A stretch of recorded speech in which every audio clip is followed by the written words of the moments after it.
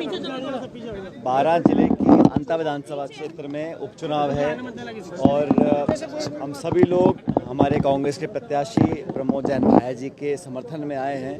और ये उपचुनाव एक महत्वपूर्ण उपचुनाव है क्योंकि यहाँ पर जो भाजपा के विधायक थे उनको कोर्ट ने उनकी सदस्यता खारिज करी है। ये आरोप हमने नहीं लगाया, ये तो माननीय कोर्ट न्यायालय का निर्णय था कि सीट खाली हुई है और इस वजह से वहाँ उपचुनाव हो रहा है। 2 साल सरकार को हो गए हैं और मुझे लगता है कि जनता ने प्रदेश में भाजपा सरकार के 2 साल के कार्यकाल को अच्छी तरह देख लिया है, आकलन कर लिया है। इस उपचुनाव में इस 2 साल की जो नाकामी रही है, जो वादा खिलाफी रही है, जो निष्क्रियता रही सरकार की, उसका भी जनता आकलन करेगी।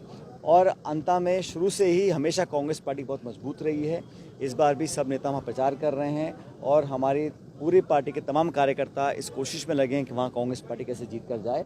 और उसी लिए आज मैं प्रमोद जैन भाया जी के प्रचार के लिए आज अंता आया। आपके तूफानी दौरे से वसुंधरा राजे घबरा गई है सर, क्या कहना है इस पर? नहीं, ये बात सच है कि वहाँ वो वसुंधरा जी का भी क्षेत्र पड़ता है, लेकिन जितना अंतर कलह भाजपा में है, टिकट का वितरण भाजपा ने कैसे हमने देखा, अंत तक हिसाब रहा और इस बात को दिखलाता है कि भाजपा के अंदर आपसी खींचता तनाव इतना है कि उसका लाभ निश्चित रूप से कांग्रेस पार्टी को मिलेगा।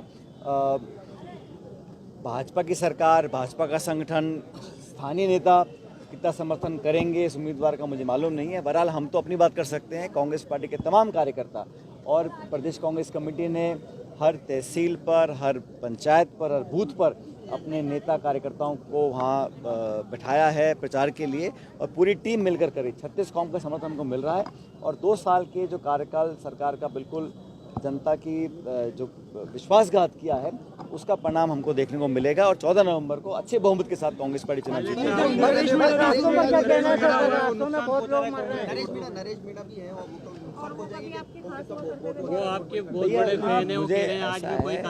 विधानसभा क्षेत्र में जब उपचुनाव होता है तो सब लोगों को ये छूट है चुनाव लड़ने की, कोई भी चुनाव लड़ सकता है। अंतिम निर्णय जनता करती है और ये चुनाव 2 विचारधाराओं का है। चुनाव भाजपा कांग्रेस का है, बाकी कोई भी चुनाव लड़ सकता है, सबको छूट है, लेकिन चुनाव अच्छे माहौल में हो।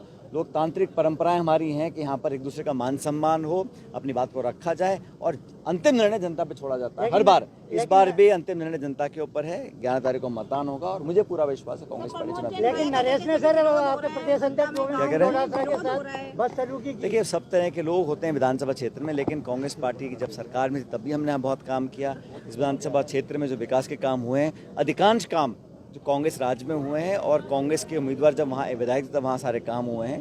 तो मुझे लगता है कि चुनाव अच्छे माहौल में होना चाहिए और भारतीय जनता पार्टी की पूरी सरकार यहाँ लगी हुई है, मैं जानता हूँ, लेकिन बावजूद उसके जनता की ताकत को रोक नहीं सकता और कांग्रेस पार्टी जीत कर जाएगी। आप बिहार से आए, बिहार में कैसा माहौल देख रहे हैं? बिहार में तो देखिए बदलाव के सुगबुगाहट प्रत्येक जिले में है।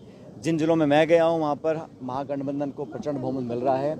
भारतीय जनता पार्टी बैकफुट पर है और नीतीश कुमार जी को कोई ये नहीं कह रहा कि वो अगले मुख्यमंत्री बनेंगे, तो उनका सिर्फ चेहरा इस्तेमाल किया जा रहा है। और भाजपा हर बार जो करती है चेहरा दिखाती किसी और का और खुद वहाँ सत्ता काबिज करना चाहती है। लेकिन 11 साल से सरकार दिल्ली में भाजपा की है और 20 साल से वो व्यवस्था बिहार के अंदर है। लोग बदलाव चाहते हैं और महागठबंधन ने जो वादे किए हैं किसानों को लेकर, नौजवानों को लेकर, नौकरियों को लेकर, उसको लोग पसंद कर रहे हैं। और मुझे ऐसा लगता है कि जब कल 6 तारीख को पहले चरण का मतदान है, अच्छी बढ़त हमको उस चरण में मिलेगी और 14 तारीख को महागठबंधन की सरकार बनेगी, तेजस्वी यादव जी वहाँ के मुख्यमंत्री बनेंगे। राजस्थान सूबे में बस हादसे हो रहे हैं, कई लोग निर्दोष।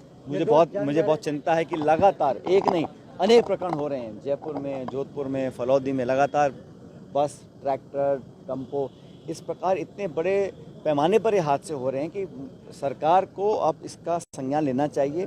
एक कमेटी गठित करनी चाहिए, चाहे वो ट्रैफिक है, चाहे यातायात के नियम हैं, चाहे सड़क की कंडीशंस हैं, कुछ ना कुछ करना पड़ेगा क्योंकि निर्दोष लोगों की जानें जा रही हैं। कभी टैंकर पलट रहा है, कभी आग लग रही है। इस प्रकार मैंने पहले कभी देखा नहीं। इतने सैकड़ों लोगों की मौत हो गई है, तो सरकार को गंभीरता से लेते हुए कुछ दिशा निर्देश जारी करने चाहिए, एहतियात बरतने चाहिए और कुछ मापदंड तय करने चाहिए। कहीं ना कहीं लापरवाही हो रही है, इसीलिए बार बार इस प्रकार के हादसे हो रहे हैं। बहुत दुखद है और भगवान न करे ऐसे हादसे दोबारा हों। धन्यवाद सर, बहुत बहुत धन्यवाद आप।